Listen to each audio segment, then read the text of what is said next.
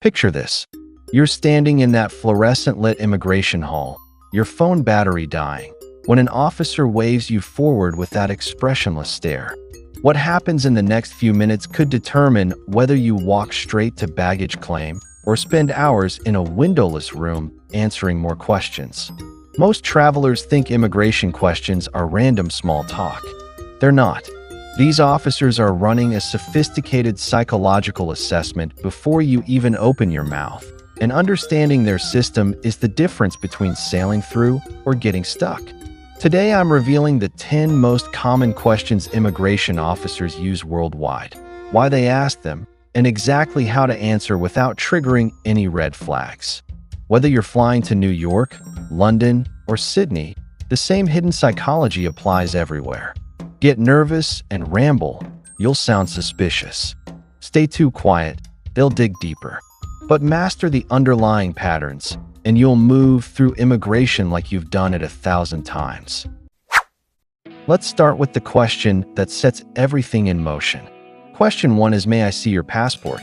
Sounds routine, right? Wrong. This isn't just document checking. The officer is calibrating their radar on you. They're watching how you move, how quickly you produce the document, whether your hands shake, if your eyes dart around. Fumble through your bag dropping papers while saying, yeah, just a second. And you've just converted your stress into their suspicion. Immigration officers receive training to detect micro-hesitations, those split-second moments of panic that suggest something's off. The passport itself matters less than your composure while handing it over. Keep that document easily accessible, not buried in luggage or stuffed deep in pockets. When they ask, present it smoothly while saying, here you go, or simply of course. No jokes, no apologies, no extra commentary. Your calm delivery tells them one thing. This person knows what they're doing. Question 2. How long will you be staying? This seems harmless until your mind starts racing. 2 weeks? 10 days? Should I mention that wedding? You start explaining. Well, I'm planning maybe 14 days unless my friend wants me to. And suddenly you've invited follow-up questions. Smart travelers keep it crisp. 1 week for vacation or 10 days total. Period. No nervous laughter or unnecessary context. Why does this matter so much? Every country tracks overstays obsessively. It's not personal judgment, it's pattern recognition. If your answer sounds uncertain, you might fit the profile of someone who doesn't plan to leave. Confidence beats detail every time. A calm, precise response shows you respect their process and your own schedule. Question 3 gets interesting. What's the purpose of your visit? The officer isn't just curious. They're matching your answer against invisible profiles tied to your passport and visa type. Tourism, business, education are the 3 safe lanes. Wander outside those categories without clarity and the conversation shifts immediately. Imagine saying, I'm just visiting friends, and watching them lean forward. Where do your friends live? How did you meet them? Suddenly you're in an interrogation. Stay precise but contained. If you're a tourist, say, I'm here for vacation. Business trip? I'm attending a conference. Student? I'm enrolled in a language program for 6 weeks. No life stories, no elaborate explanations. Here's what most people don't realize. These officers often already know your purpose before you speak. Flight patterns, visa types, even hotel bookings linked to your ticket give them the full picture. They're testing whether your words align with their data. Answer clearly and they move on. Hesitate and you might meet that side door labeled secondary inspection. Question 4 examines your stability. What do you do for work? This sounds casual, but it's one of their most revealing questions because your job tells a complete story. Stability, reason to return home, financial ability to travel. They're not judging your career, they're profiling by logic. If you're employed, it signals roots and reasons to go back. Student status suggests learning, not escaping. Unemployment raises questions about trip funding. Answer with clarity. I'm a teacher, I work in marketing, I'm a student. Say it plainly and stop there. Avoid over-explaining like, I just left my job but plan to start another soon. That opens doors they didn't ask you to open. Between jobs or retired. Reframe it with structure.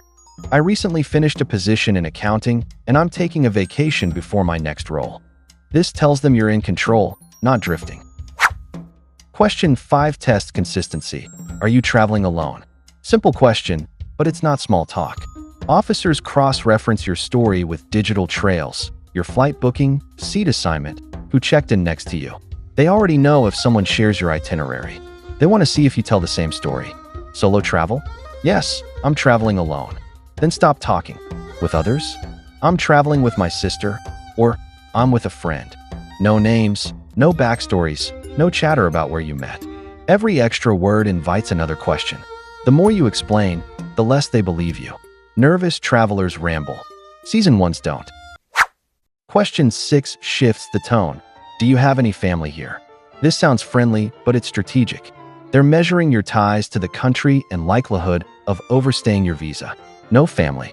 Keep it clean. No, I don't.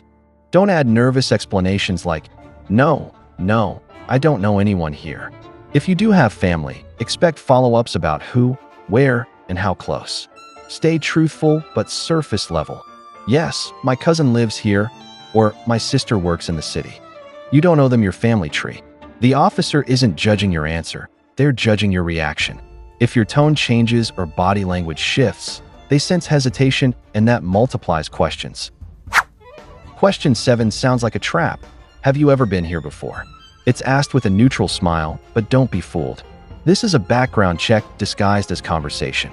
The officer already knows your travel record through their system. They're checking if your memory matches their data. First time? No, it's my first time here. That's it. Been there before? Give a clear time frame. Yes, I visited last summer, or I was here 2 years ago for business. Don't launch into vacation stories or mention who you met. Officers use your tone more than your words to detect inconsistencies. Answer calmly. Maintain eye contact. Move on. Question 8 can destroy your trip. Do you have anything to declare? This sounds bureaucratic, but more travelers get into serious trouble here than anywhere else. Honesty isn't optional, it's everything. They're not accusing you of smuggling. They're checking how well you understand regulations. Rules vary everywhere. Expensive jewelry, electronics, medication, even snacks that seem harmless at home might count as restricted imports. Cash amounts can raise eyebrows if undeclared properly. Nothing to declare? No, I don't. Something to declare? Yes, I have some items to declare and let them guide you. Customs officers spot hesitation instantly. One uncertain pause, one downward glance, and you're flagged for random bag searches. Find something undeclared, even by mistake, and face fines, confiscations, and wasted hours. Confidence can't cover dishonesty, but honesty spoken calmly clears you faster than any excuse. Question 9 tests precision. Where will you be staying? By now they've heard your story, but this question determines if everything adds up.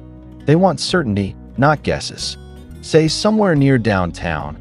I think the hotel's called, and you've gone from confident traveler to question mark.